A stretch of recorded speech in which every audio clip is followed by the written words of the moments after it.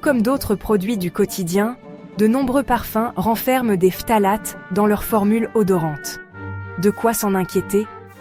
La science se pose la question. Vouloir sentir bon est-il dangereux? Alors que la dernière touche de parfum avant de sortir est un geste banal pour beaucoup, le quotidien. The Washington Post se pose la question de son impact sur la santé. Car pour durer, nos fragrances préférées usent toutes, ou quasiment toutes, de phtalates.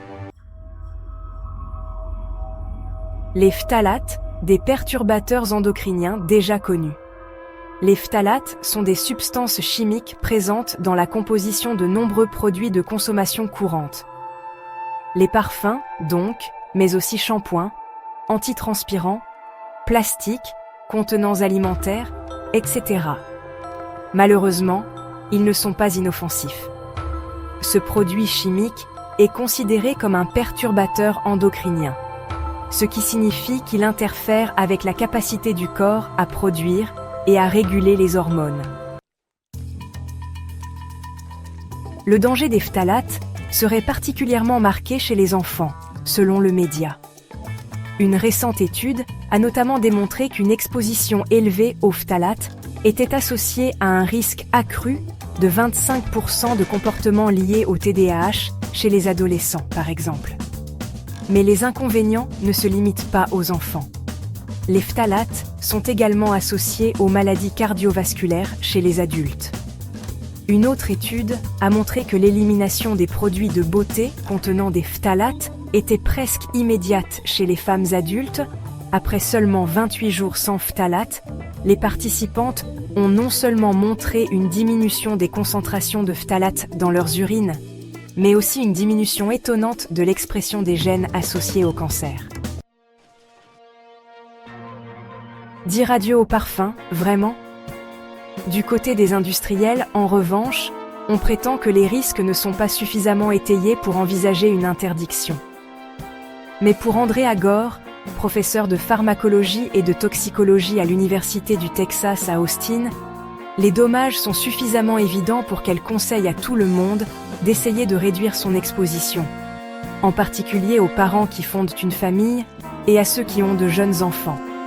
Je recommande d'éviter complètement les parfums ajoutés. Dans les parfums, les lotions parfumées et les shampoings, même les détergents parfumés et les antitranspirants, indique-t-elle aux médias. Réduire les phtalates passe par d'autres gestes. Mais le quotidien se veut plus modéré. Y a-t-il vraiment débat sur le port de parfum ou non? Alors que tant de produits de consommation, des sacs poubelles aux détergents à lessive, nous apportent une bonne dose de phtalates, il est franchement écrasant de considérer toutes les sources potentielles de perturbateurs endocriniens. Je pense donc que pour préserver votre propre santé mentale, je vous conseille de vous concentrer sur des changements durables pour votre mode de vie et vos ressources, a ainsi déclaré au Washington Post Rebecca Jean, endocrinologue à l'Université de Louisville Health.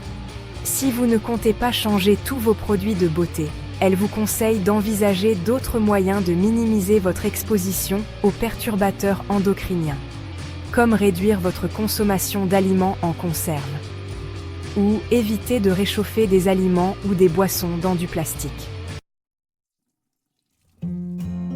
Se mettre au parfum, mode d'emploi. Côté soins et parfums, il est toutefois possible de faire le point sur votre usage par quelques vérifications. Vérifiez si le site web du produit indique qu'il ne contient ni phtalates ni parabènes. Ou vérifiez le libellé de l'emballage, même si certains produits peuvent simplement avoir le terme « parfum » répertorié comme ingrédient. Adoptez une routine de soins personnels simplifiée.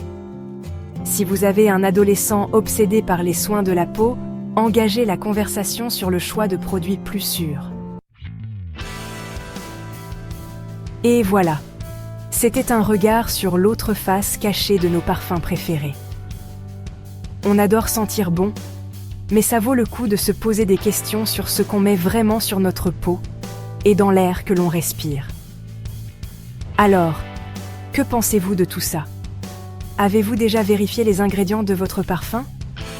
Partagez vos réflexions en commentaire, ça m'intéresse vraiment de savoir ce que vous en pensez.